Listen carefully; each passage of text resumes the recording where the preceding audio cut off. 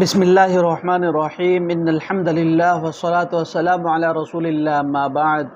ماہ محرم میں شادی سے متعلق نحوست کا بے بنیاد نظریہ۔ ہمارے معاشرہ میں ماہ محرم، صفر، شوال اور ذی القعدہ میں نکاح کرنے کو معیوب اور غلط سمجھا جاتا ہے، بلکہ ان مہینوں میں نکاح کرنے کو نحوست کا باعث قرار دیا جاتا ہے۔ یہی وجہ ہے کہ نکاح کی تاریخ طے کرنے سے پہلے باقاعدہ ان مہینوں پر نظر رکھی جاتی ہے کہ اگر ان مہینوں میں نکاح کی تاریخ آ رہی ہو تو بدفعلی اور بدشگونی لیتے ہوئے اسے تبدیل کر دیا جاتا ہے تاکہ نحوست سے حفاظت ہو سکے اور شادی کامیاب رہے۔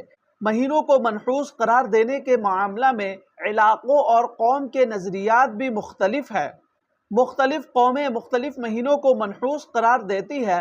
خصوصاً بہت سارے علاقوں میں یہ افسوسناک صورتحال محرم سے متعلق بکثرت دیکھنے کو ملتی ہے کہ ماہ محرم کی نحوست سے بچنے کے لیے ماہ ذی الحجہ ہی میں شادی بیاہ منعقد کرانے پر بہت زیادہ زور دیا جاتا ہے، حتیٰ کہ ذی الحجہ کے اخیر میں شادیوں کی بہتات کا یہ عالم ہوتا ہے کہ علاقے بھر میں جگہ جگہ شادی بیاہ تقریبات دکھائی دیتی ہے، اور عموماً اس کی وجہ بھی صرف یہی ہوتی ہے کہ کہیں ماہ محرم نہ آ جائے اور اس کی نحوست ہماری شادی خانہ کو متاثر نہ کر دے۔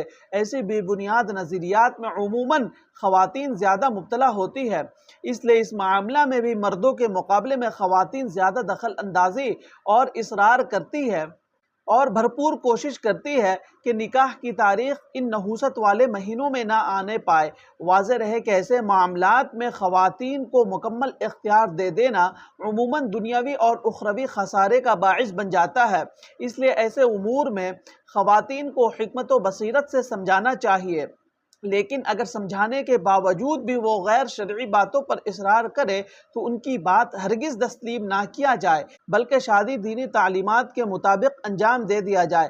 افسوس کہ آج کا مسلمان دین اسلام کی تعلیمات سے کس قدر بے خبر اور کس قدر بے بنیاد نظریات کا شکار ہے۔ کاش کہ ہم دین اسلام کی تعلیمات سے آگاہ ہوتے اور اس کے مطابق زندگی بسر کرتے۔ ماہ محرم الحرام کے متعلق کچھ ایسی باتیں تھیں جو میں نے آپ کے سامنے رکھی۔ اللہ تبارک و تعالی ان بے بنیاد باتوں اور شر سے حفاظت فرمائے، آمین، وما توفیق الا باللہ۔